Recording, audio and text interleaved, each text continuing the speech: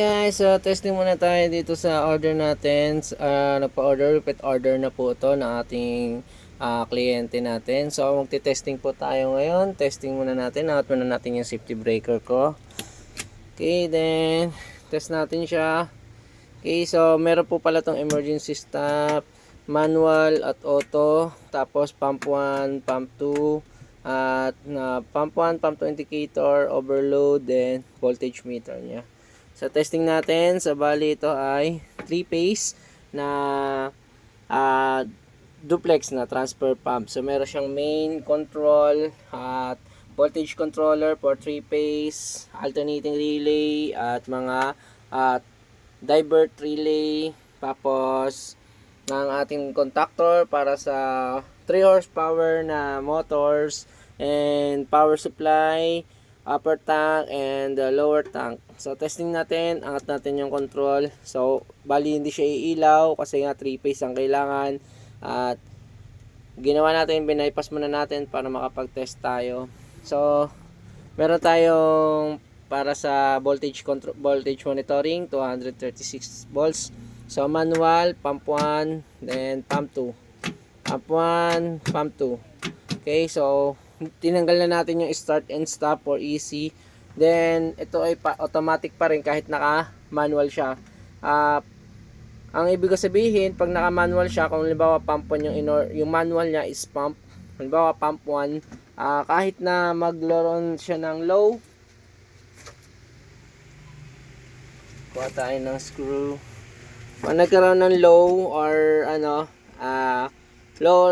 low tank, kasi naka-series naman yung dalawa, so mag-off pa rin siya. Okay,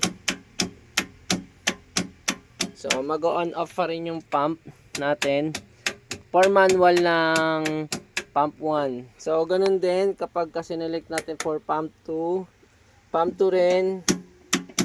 Okay, so hindi siya nag-alternate kasi pump 2 lang, pero nag-auto pa rin yung sequence niya. Okay, tapos try natin sa auto. So auto natin, automatic. Okay, pump 2, pump 2, pump 1, pump 1, pump 2, pump 1, pump 2, pump 1, pump 2. So gumagana ang ating alternate. Okay, so testing natin yung pagda-divert. So naka ano sa pump 1.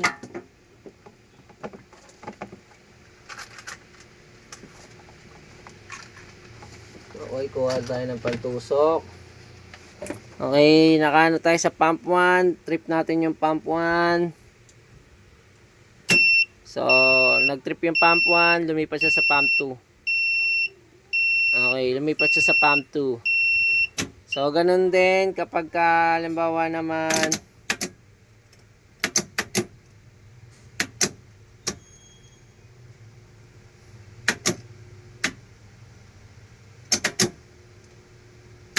okay, so hindi ko okay, test natin yung pump 2. Kapag yung pump 2 naman ang nag-trip,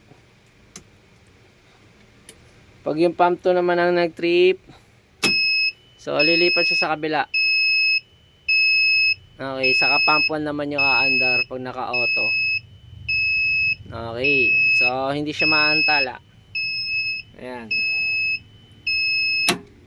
So ibig sabihin working na siya at ready na natin siya i-deliver today. So maraming salamat po sa pagtitiwala at sa patuloy na pag-order po sa akin ng mga control panel natin. So maraming salamat, yun lang. Thank you for watching.